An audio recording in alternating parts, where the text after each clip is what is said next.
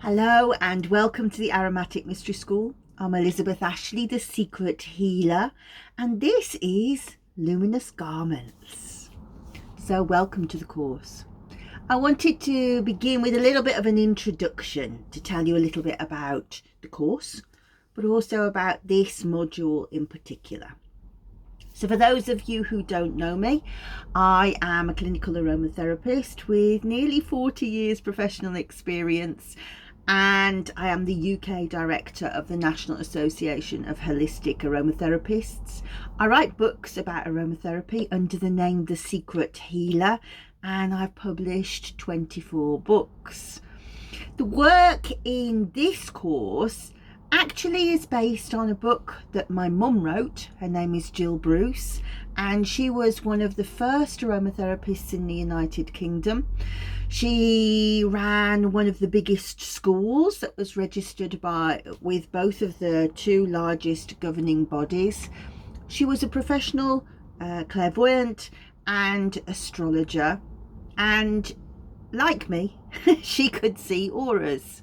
So I was born being able to see auras, but around about the age of 9, I got into a ruckus with a lot of the girls at school, and it became apparent to me that they thought I was unusual. And my solution to that was to become more normal. And my answer to that, I felt, was to close down a lot of the things that were different to other people. One of those was seeing the aura. And so whilst I can see the aura, it's not practiced in the same way that my mum's was, who never switched it off. By contrast, actually, she used it every single day of her working life. So when she would see clients for readings, clairvoyant readings and astrology readings, she would always draw a diagram of the person's aura who sat in front of her.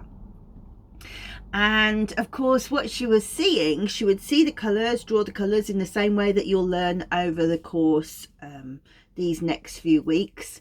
But also she was having a conversation with the person and reading their cards and seeing their feedback to the cards to know a little bit more about what was going on. So for example, if somebody was having relationship problems and they could see it she could see it in the cards, she could also see it in the aura.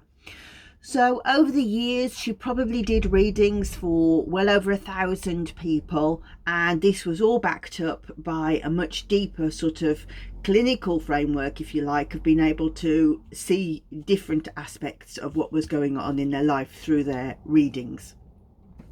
And it was through that work, and particularly a lot of people who were showing up to see her with arthritis and pain conditions, that led her to seek out some way of helping those people.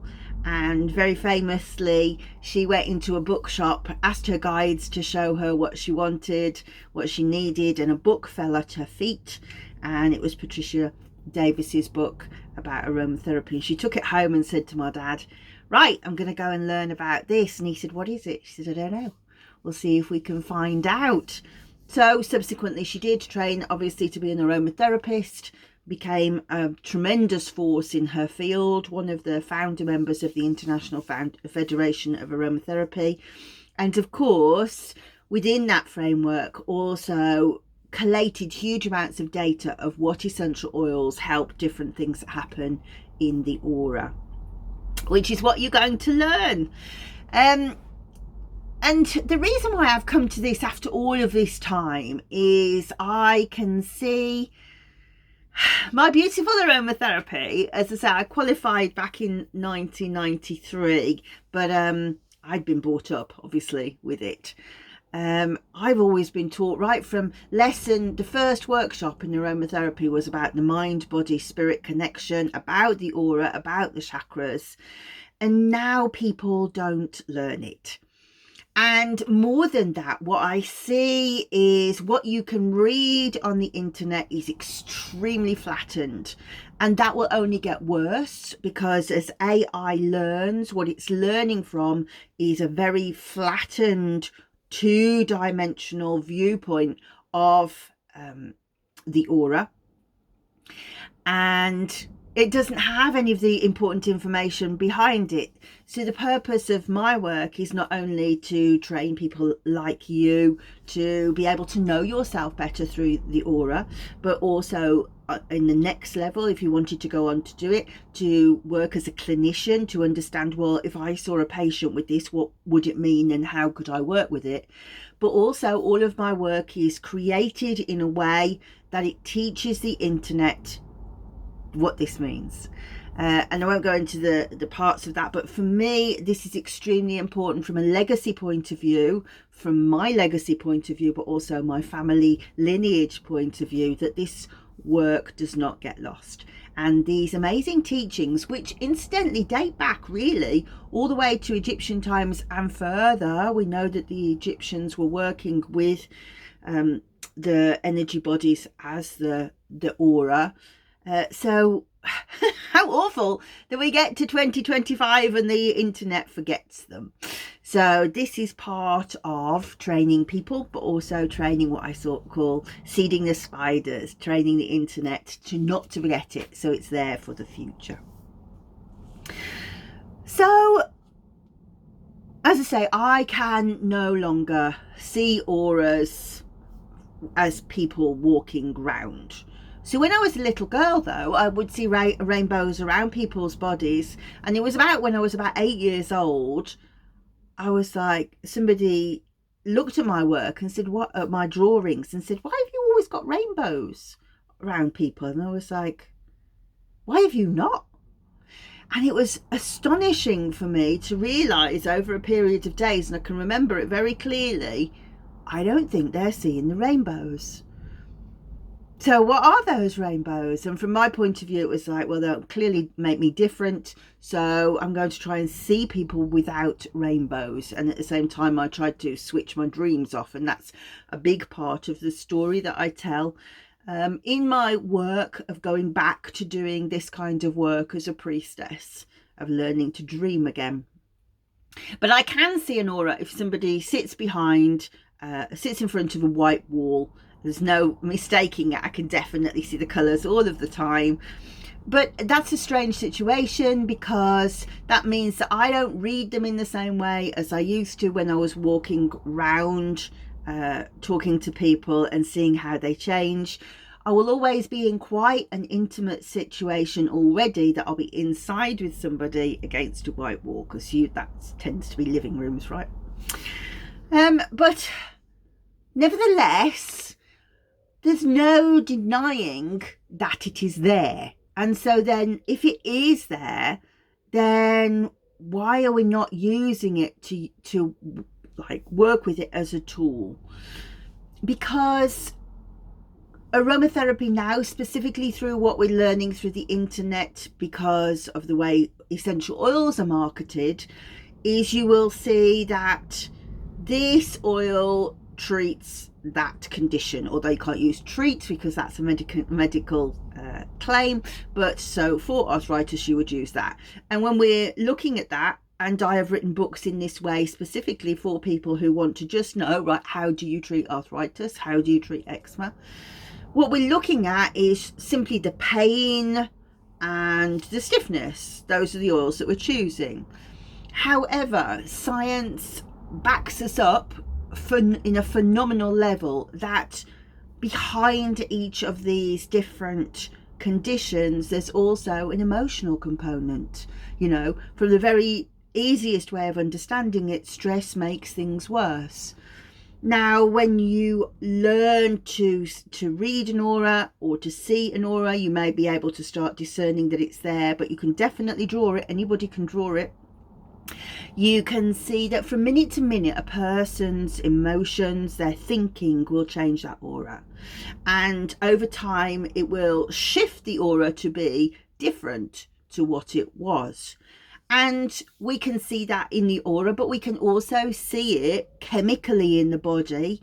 That's what I study. It's called psychoneuroendocrinology. How do the thoughts change the hormones and the neurotransmitters in the body to shift the body into another state? That's chemical. but it also can be seen from an energetic point of view. And yet aromatherapists are not using it. And so what they're doing essentially is walking around with sunglasses on, because they're filtering out a massive piece of information that is really, really useful to them. So I wanted to take Mum's teachings and use them as a way to bridge that information back together. What's happening in the emotional world, what's happening in the spiritual world, but also from my point of view, what is happening in the spiritual world. Because I do think that that's another area that scent is getting divorced from. And scent has always been the way that one gets in touch with God, with spirit, with Allah, with source. And so for me, it's impossible to ignore these relationships that one has with, when we smell an oil, where does it take us to? But I didn't want to just parrot her work. You know, her book is published. Is anybody there to have a look at it?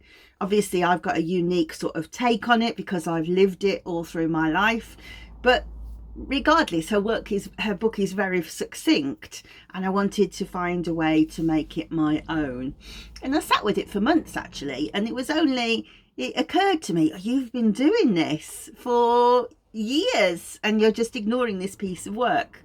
So in 2018, I was studying Melissa essential oil, and I always look at the latest clinical evidence from the labs, but also the earliest mentions of them in history, and kind of join the two up through time.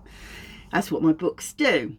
And I found an arcane mention of the Melissa was a priestess of the goddess Demeter Kor in ancient Greece. And I don't know if it's ever happened to you that you've looked and you're just like, I know that's never going to leave me. I know that I just can't leave that alone. And something spoke to me and went, this is yours. This is yours. This is what you're supposed to do. And so I did. I spent 4 years finding these priestesses in history and learning bee shamanism, because Melissa means bee, and putting those together. And I had been absolutely fixated on, well, what was their function and what were they for? What were these priestesses there for? And I had really thought, well, in AD 392, the Emperor Theodosius came in and said, right, we're going to close all of the pagan sanctuaries. Everything's going to be Christian. And they were gone. And I thought, well, that's it. They're lost. And it was only when I was studying the Vestal Virgins and found that Concordia, who is the very, very last Vestal Virgin, after awful atrocities had happened in their sanctuary in Rome and to the goddess Vesta, I thought I'd really kind of pined for this woman. I was thinking, how awful that you've spent 30 years serving this goddess, because they did 10 years training, 10 years service, 10 years passing on the information. So they had a 30-year vow of chastity. How awful to have lived your life that way and then have taken it away from you. And then I found in some hidden biography somewhere, somebody had done a huge amount of work on her, that they'd found that she had converted to Christianity. And I was like, wait, what? How's that work? So I was fascinated with that. And it dawned on me that there were still these incredibly mystic, sacred women right the way through time in the church, but also in the Hindu tradition, in the Sufi tradition. Definitely fewer than there were men, but I wasn't interested in what the men had got to say. I wanted to know what the women had to say. And so I've learned huge amounts of about these different women and about their experiences with God. And I thought, that's it. When you sit down and you douse an aura, we all sit with this thing of, well, am I doing something that I shouldn't? Is it against God? Doing this kind of magical work. So I can tell you that's definitely not a thing. But also, it's very hard to trust one's gnosis. I have discerned this myself. Am I a bit above my station? Am I going a bit mad? And so I wanted to talk about these women who had these deep religious experiences, who had these very deep spiritual insights, because make no mistake, when you are looking at the aura, you will discern very spiritual things, and had to find ways to trust their own gnosis. And so I thought, that's what I'm going to do. I'm going to teach the core part of Mum's teaching. I'm going to show you how to dowse each area. Then I'm going to tell you about a different mystic and what she can teach you about that etheric body. And so there we have it. So we do have a very important distinction to make, though, in that I think out of the mystics, I think there's 7 or maybe 8 altogether. I think there's probably 8 because there's 7 layers plus 1 here today. We'll talk about Teresa of Avila in this part. And incidentally, there are 4 female doctors of the church. And a doctor of the church is really one of the highest accolades that you can have. And it means that you have designed a kind of fundamental teaching about one's relationship with God. I think there are 33 doctors of the church in total. 4 of them are women. We talk about 3 of them in this course. So we're talking about really high level spiritual doctrines, but hopefully I've been able to bring them down into sort of small, manageable parts for you to be able to do. What I'll also do at a later date is I'm designing a thing called Fragrant Cloisters, where you can actually go and engage with each of these mystics on a much deeper level in the way that I have done, to learn more about them and really contemplate what they were teaching you. But really, in our course in Luminous Garments, it's a snapshot of what we're doing.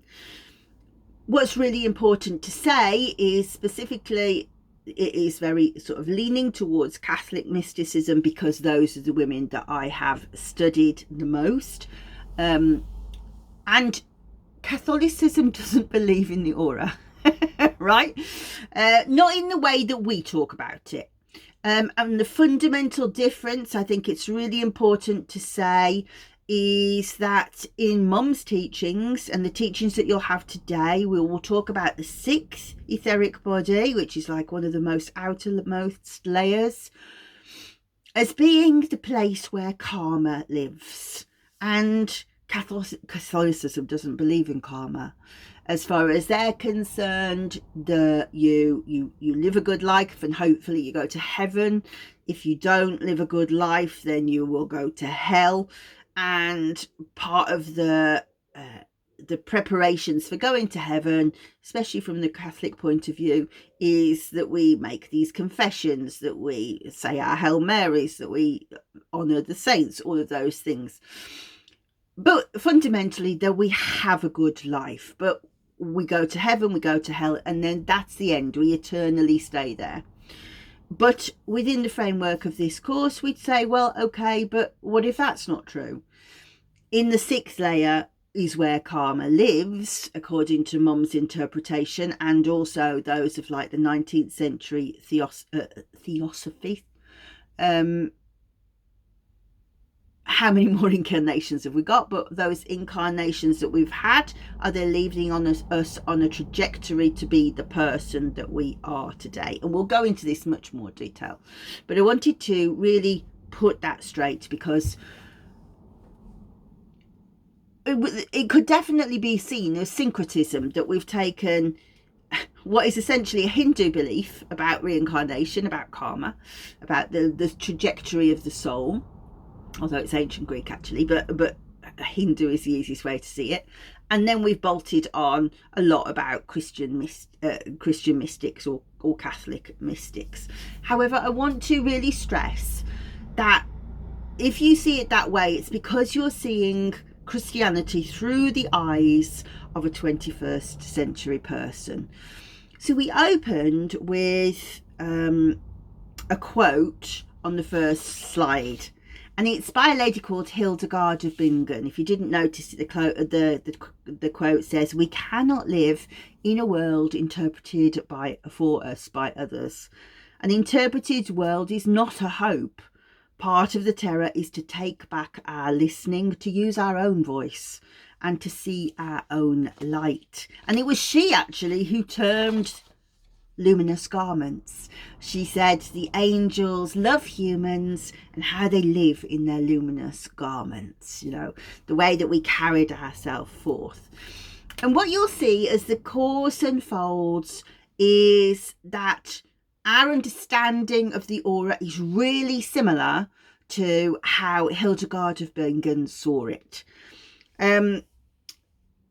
So Hildegard spoke of viriditas, which means the greening, and she saw this as a divine force and energy that ran through plants, through animals, through people, through the celestial bodies, through the planets, through the heavens.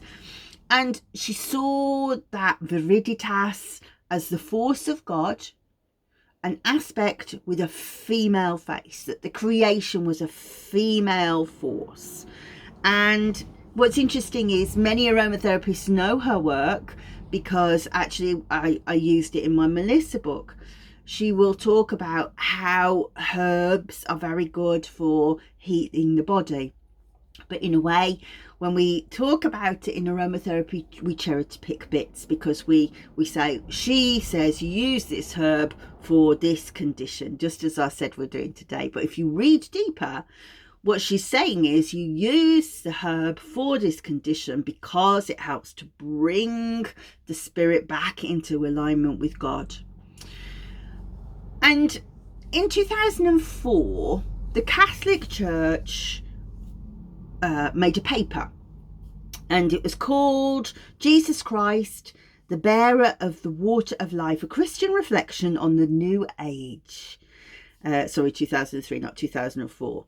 And it was done by the Pontifical Councils for Culture and Interreligious Dialogue. And in there, they actually made a fundamental statement about the aura and the chakras and different disciplines like that. And they said that they found it problematic. And the reason for that was that, let me read. It says, the idea of reading the body by manipulating subtle energy fields like the aura is problematic because it suggests a form of self-redemption rather than reliance on divine grace. Spiritual practices like chakra balancing or aura clearing are seen as attempts to control spiritual outcomes through technique rather than entering into a relationship with God. And the document warns that these frameworks often draw on Eastern or esoteric philosophies which conflict with the Christian understanding of personhood, of salvation, and the soul. And I have to agree that in many modern teachings, the chakras have been completely diluted. And whatever you read about the aura, you will see that it's flat, two-dimensional. But my mum's teaching, and subsequently my teaching, has always been that the physical body reacts to one's relationship with one's spiritual life, and with source, and whether that be whether you call him God or her goddess or Allah or Buddha or whatever force. The aura is the vehicle through which that source speaks to the physical body. And yes, the chakras have a part to play in that, but the aura is a much, much bigger vehicle for that. And so, yes, we could say it's syncretism, but actually what I think is a better way to say it is the Vatican have only looked at a very, very surface level and kind of missed the point. When we come to the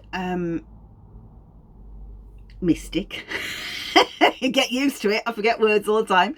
When we get to the mystic in this course, we will talk about one of the doctors of the church, Teresa of Avila, and the work that brought her to be a doctor of the church was a work that she wrote about prayer at the time of the Spanish Inquisition. To protect everybody, she kind of wrote it as I know a person who, rather than this is me. But the book is called The Interior Castle, and she talks about her relationship with God through prayer. And the interior castle is made up of 7 interior mansions or rooms with God at the very center and gradually moving forward to God. Now, to me, that seems an extremely similar framework to what we're talking about here, about what happens in the spiritual body and one's relationship with Source. So welcome. Whether you see auras or not, whether you are an aromatherapist or not, I hope that you'll really enjoy getting to know yourself better. In this course, we will really focus on understanding ourselves and hopefully be able to clear things like emotional disturbance, trauma, mental conditioning. We should be all able to see that in pictures, and I think you will really enjoy the journey back to yourself.